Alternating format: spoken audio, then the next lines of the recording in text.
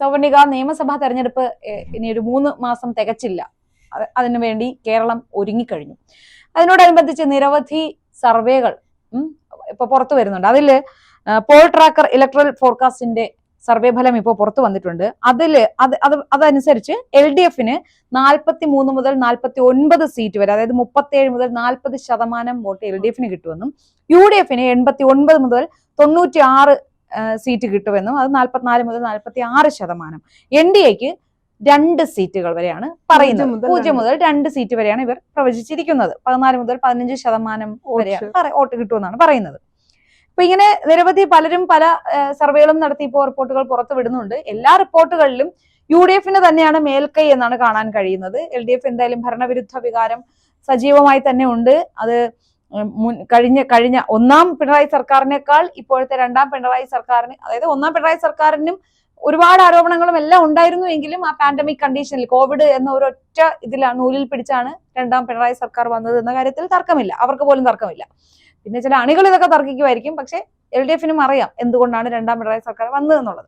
പക്ഷെ ഇപ്പൊ ഈ രണ്ടാം പിണറായി സർക്കാരിനെ പരിശോധിക്കുമ്പോൾ നല്ല രീതിയിൽ ഭരണവിരുദ്ധ വികാരമുണ്ട്. ഈ തെരഞ്ഞെടുപ്പ് ഈ അവസാന വേളയിൽ ഒരുപാട് സംഭവങ്ങൾ LDFനെ പ്രതിസന്ധിയിൽ, പ്രത്യേകിച്ച് CPMനെ പ്രതിസന്ധിയിലാക്കുന്ന നിരവധി സംഭവ വികാസങ്ങളാണ് ഇവിടെ ഉണ്ടായിക്കൊണ്ടിരിക്കുന്നത്. പക്ഷെ അതിൽ എനിക്ക് ഈ ഒരു സർവേയിൽ NDAക്ക് പറഞ്ഞ സീറ്റിനോട് എനിക്കൊരു ചെറിയൊരു വിയോജിപ്പുണ്ട്. കാരണം തദ്ദേശ തെരഞ്ഞെടുപ്പിൽ തിരുവനന്തപുരത്ത് എന്തായാലും തിരുവനന്തപുരം കോർപ്പറേഷൻ പിടിച്ചെടുത്ത BJP അവിടെ നല്ല രീതിയിൽ തന്നെയാണ് ഭരണം കാഴ്ചവെക്കുന്നത്. നമ്മളിപ്പോ വിമർശിക്കുമ്പോ നല്ലതിന് നല്ലതെന്ന് തന്നെ പറയാൻ. അപ്പോ അവിടെ VV രാജേഷിന്റെ നേതൃത്വത്തിലുള്ള തിരുവനന്തപുരം കോർപ്പറേഷൻ ഭരണം വളരെ നല്ല രീതിയിലാണ്, അതായത് എതിരാളികൾ പോലും കൈയടിക്കുന്ന തരത്തിലാണ് എന്നാണ് റിപ്പോർട്ടുകൾ സൂചിപ്പിക്കുന്നത്. അപ്പൊ അതുകൊണ്ട് തന്നെ തിരുവനന്തപുരത്ത് BJPക്ക് ഒരു മുന്നേറ്റം ഉണ്ടാകാനുള്ള സാധ്യത തള്ളിക്കളയാനില്ല. ഈ 2 എന്നുള്ളത് എന്റെ ഒരു തോന്നൽ വെച്ചിട്ട് 4 BJPക്ക് കിട്ടാൻ സാധ്യതയുണ്ട് എന്നാണ് പറയുന്നത്. അതിലുപരി BJPയുടെ പ്രവർത്തനത്തിലുപരി ഇവിടെ ഒരു അന്തർധാര ഒരു അടിയൊഴുക്കുകൾ ഉണ്ടാവാനുള്ള സാധ്യതയും തള്ളിക്കളയാനില്ല എന്ന് തന്നെയാണ് കരുതേണ്ടത്. കാരണം ലാവ്ലിൻ കേസിലൊക്കെ ഇത്രയും കഴിഞ്ഞിട്ടും ഇപ്പോഴും അത് ഈ ഒരു കര കാണാതെ ഇങ്ങനെ നിലനിൽക്കുകയാണ്. അപ്പൊ അതൊക്കെ ഒരു സൂചനയാണ്. അല്ല, അതിനൊക്കെ അപ്പുറം ശബരിമല സ്വർണ്ണക്കൊള്ളയിൽ ഇപ്പൊ BJP എടുത്തിരിക്കുന്ന നിലപാട് അതെ, ശബരിമലയും അയ്യപ്പനെയും പറഞ്ഞ് ഇവിടെ കേരളത്തിൽ ഒരു ഹോൾഡ് ഉണ്ടാക്കിയെടുത്ത BJPക്ക് ഇപ്പോ രാഷ്ട്രീയമായി പറഞ്ഞാൽ, അല്ലെങ്കിൽ രാഷ്ട്രീയമായി ശബരിമല വിഷയം ഏറ്റവും കൂടുതൽ ഉപയോഗിക്കാൻ പറ്റുന്ന പാർട്ടി ഏതായിരുന്നു? BJP ആയിരുന്നു. പക്ഷെ അതിനവർ ശ്രമിച്ചിട്ടില്ല. അവർ രാഷ്ട്രീയം അതിനെ ഉപയോഗിക്കാൻ നോക്കിയിട്ടില്ല. ഈ പറയുന്ന പോലെ അല്ലെങ്കിൽ വിശ്വാസികൾക്കൊപ്പമാണ് നാമജപ ഘോഷയാത്ര നടത്തിയവർക്ക് ഇപ്പൊ ഒരു സൈലന്റ് മോഡാണ്. അതൊന്നും തന്നെ മനസ്സിലാക്കല്ലോ എന്തിന്റെ അടിസ്ഥാനത്തിലായിരിക്കും അവർ മുന്നോട്ട് പോകുന്നത്. അതൊക്കെ ഇപ്പൊ BJP അണികൾ ആരും അത് സമ്മതിച്ചു തരില്ല. അവര് BJPക്ക് അറിയാം എന്ത് ചെയ്യണമെന്ന്, ചെയ്യേണ്ടത് ചെയ്തിട്ടുണ്ട് എന്ന് ഇപ്പൊ സംസാരിച്ചപ്പോ ഒരാൾ പറഞ്ഞതാണ്.